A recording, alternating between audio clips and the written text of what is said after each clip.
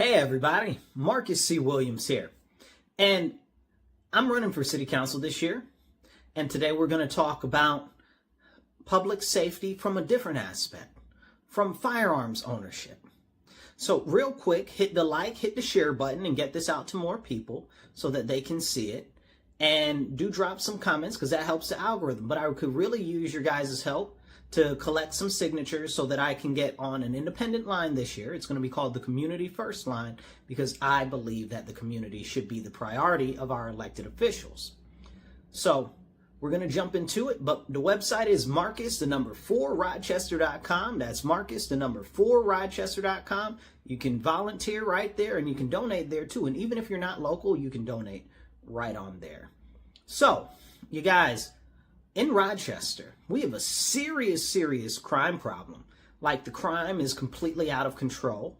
Our mayor says that, oh, well, crime is down, but it's not. He uses these statistics of gunshot deaths to actually attribute that, and shootings and whatnot. But we know that stabbings are up thousands of percentage points. So this is kind of crazy that is the only aspect of metric. We don't talk about the assaults, we don't talk about muggings, we don't talk about armed robbery, we don't talk about bank robbery. So we clearly don't talk about the carjackings or the car thefts. If those were included in those numbers, the crime would have skyrocketed out of control.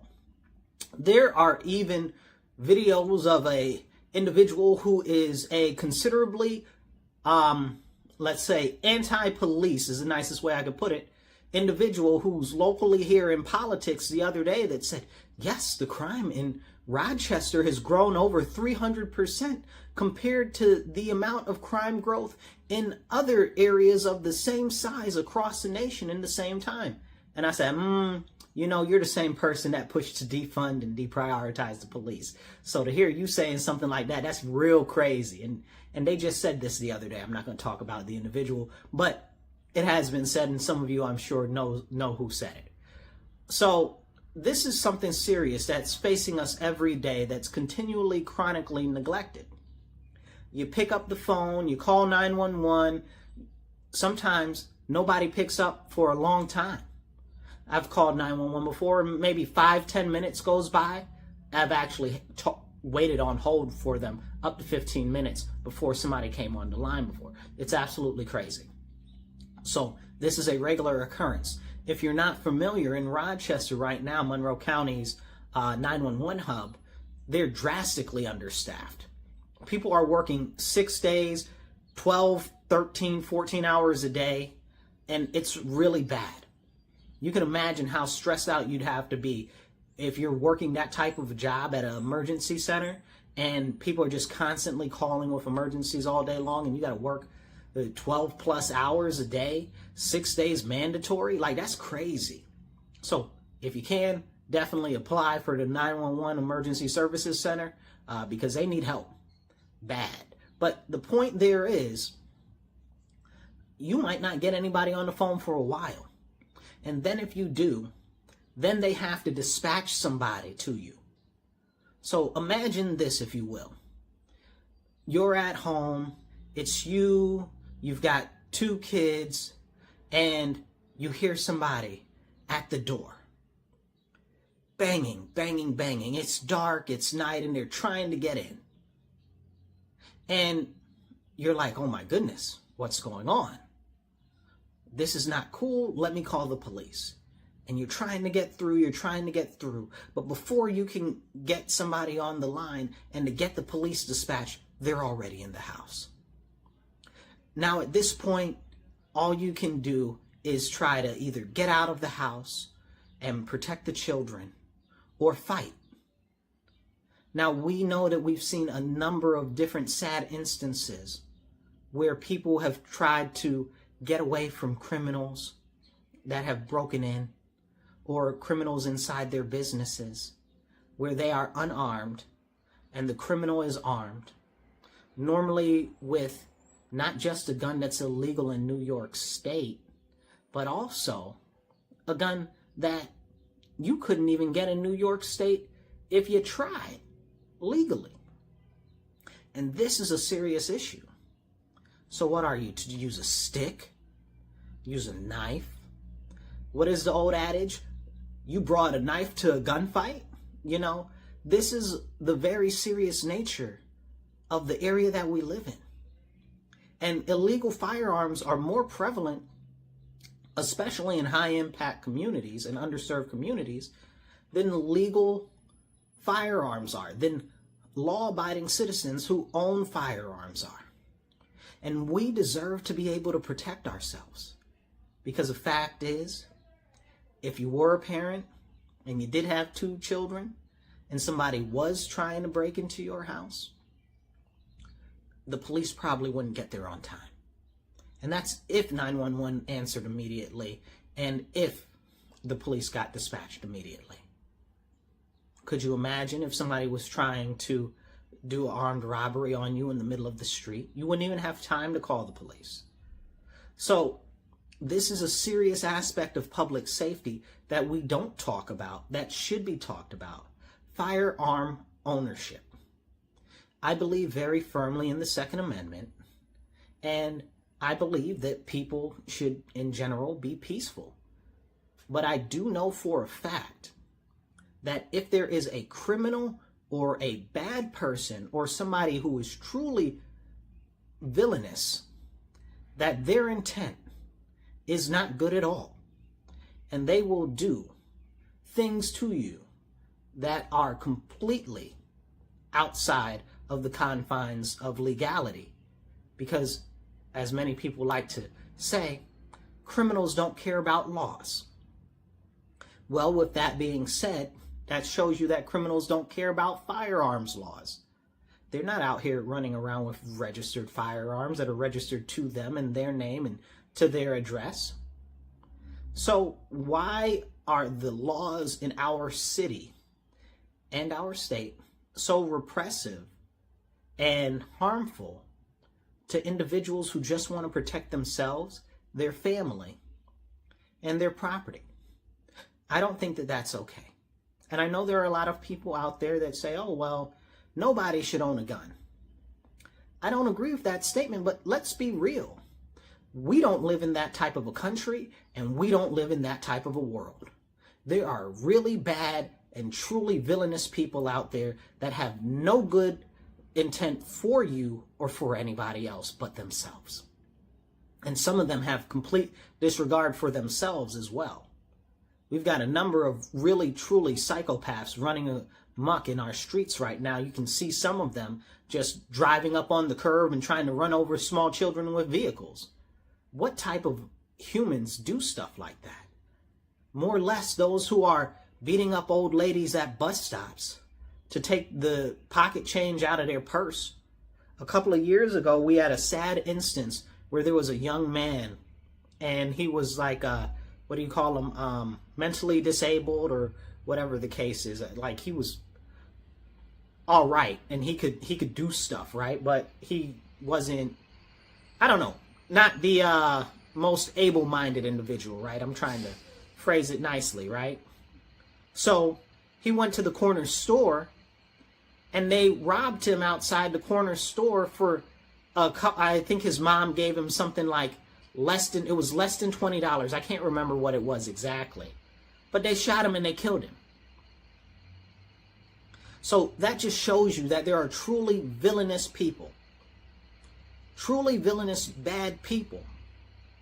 And they don't care about anybody but themselves. And this is why I believe that the laws that we have right now in our city need to be modified so that you as a citizen, as a business owner, or as somebody who has a family can defend yourself, your family, and your business. This is serious. We know that we're all we have as individuals, and that very often help will not arrive in time, so we must help ourselves. In order to help ourselves, we need to be empowered by the law to help ourselves. I believe that our city should have a stand your ground law where you can defend yourself on your property without fear of repercussions from authority. this is something that's not only constitutionally sound, it's sound based on our state constitution. But we've got a number of laws and legal things that try to make it as though you are not able to do that. And I believe that our city should defend anybody that the state tries to come after that is standing their ground and defending their family or their property or their business. I also firmly believe that we should institute legislation that repeals the horrible law that we already have on the books that says that you can't have a firing range within the city limits. Well, it's kind of ridiculous not to be prohibitive, right? Like, it's ridiculous that you as a citizen, where you live, knowing that the state has put in onerous, ridiculous laws that make it more difficult for you to own a firearm legally, while criminals and villains are running around and running crazy with all types of firearms, some of which you'd only see in a video game or in a military battle sequence with something like the Green Berets, you know? Like, this is like really serious types of weapons that they have out there. So why do we have laws that say that you need training to get a firearm? The criminals don't have training, but if you need training and you live in the city, there isn't even a shooting range in the city limits for you to go to. Now, we know that the highest impact neighborhoods and the most underserved communities have the most amount of violence and robberies. Can we have that conversation for a moment? Now, the majority of the people that live in these neighborhoods don't necessarily always have access to transportation, or even if they do, don't always have the time to go out somewhere else to go to a firing range. Why aren't we able to have one in the city? And that, I believe, is something that we need to make a priority as far as legislation, so people applying for their pistol permits actually are able to train within our city limits. It's honestly, there's a whole case that could be made that it's unconstitutional that we have that ordinance in the city, but I just want to change it. Simple as that. It's that simple. We should change that law. Easy. And we should also institute a stand your ground law in our city. In addition to that, we have another issue. Because of the state laws that have been forced down upon the people to repress our citizens, especially black and brown individuals, which is a whole separate conversation, which we're not going to talk about, but especially people in underserved communities and the black and brown community. Remember, you guys, all anti-Second Amendment laws are racist. If you go back and you look at the history of anti-gun ownership laws, they were put in place because they didn't want black people to own firearms. As a matter of fact, there was a court case last year where California was trying to put in these new regulations on restricting firearm ownership, and the cases that they brought with them to support their claim were cases that they had put in place after slavery to prevent the black Americans from being able to own firearms. And the judge in California saw that these were the arguments that they were making, and they were like, are you serious?